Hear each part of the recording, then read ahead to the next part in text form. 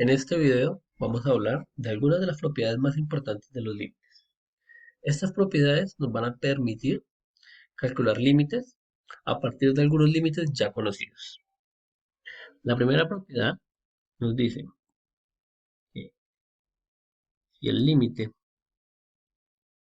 cuando x tiende a df de x es igual a L y el límite cuando x tiende a df de x es igual a L, entonces vamos a tener varias cosas. La primera, el límite cuando x tiende a de f más c, totalmente que vamos a tener que eso nos permite hablar eso, como de x más m. Esto aplica tanto para la suma como para la resta. También vamos a tener para el producto.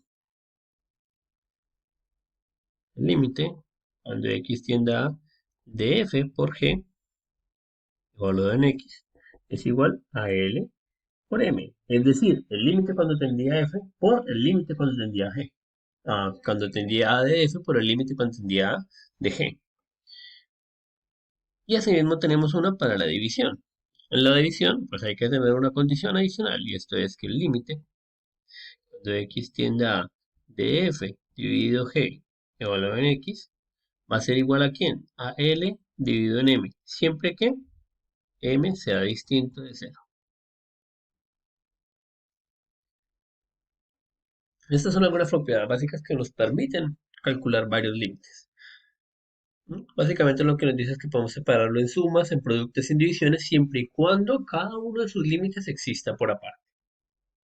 Ahora, veamos algunos límites bastante conocidos. Vamos a repasarlos. El límite cuando x tiende a de la función constante. ¿Y qué pasa si nosotros tenemos f de x igual a c?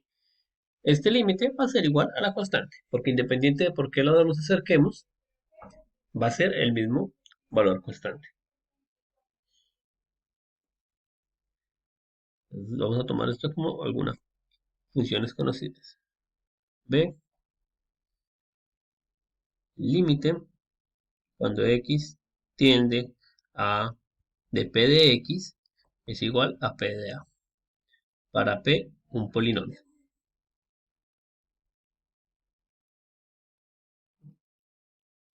Es decir, p de x va a ser una expresión de la forma a0 más a1x más anx a la n. Un polinomio cualquiera, sea una función lineal, una función cuadrática, todo este tipo de funciones van a estar ahí.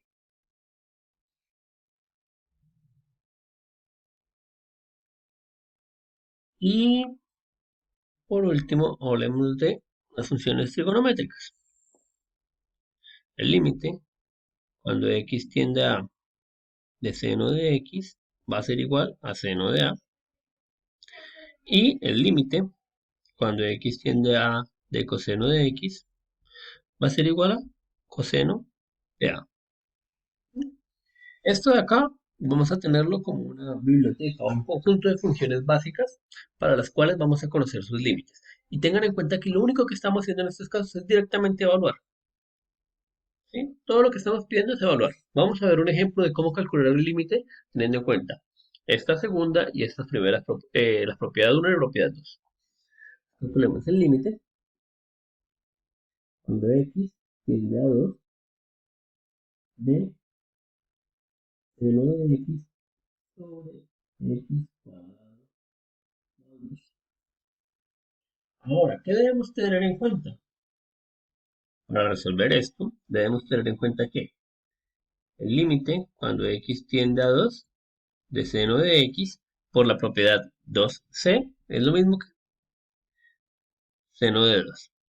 Por otro lado, el límite cuando x tiende a 2 de x cuadrado más 2 por la propiedad 2b es lo mismo que p de 2, es decir, porque eso es un polinomio, evaluar en 2, es decir, 2 al cuadrado más 2 y esto es igual a 4. Y tenemos una división, entonces, si nos devolvemos a la propiedad 1c, ¿Qué tendríamos? Que es el límite del de arriba sobre el límite del de abajo, porque 4 es distinto de cero. Entonces este límite va a ser igual a seno de 2 dividido 4. Y de esta forma ya podemos determinar límites. Tengan en cuenta que esta notación que utilicé, este 1A, 1B y 1C, fue solamente con límites con intención de que ustedes les quedara un poco más ordenado. La notación la puse yo, no existe en los libros, no existe la propiedad llamada 1A. Simplemente es la suma de los límites, producto de los límites, división de los límites y algunos límites básicos que ustedes deben aprender. Hay otros, pero por este video hablaremos de estos. Y esto fue propiedades de los límites y un ejemplo de cómo calcular un límite usando estas.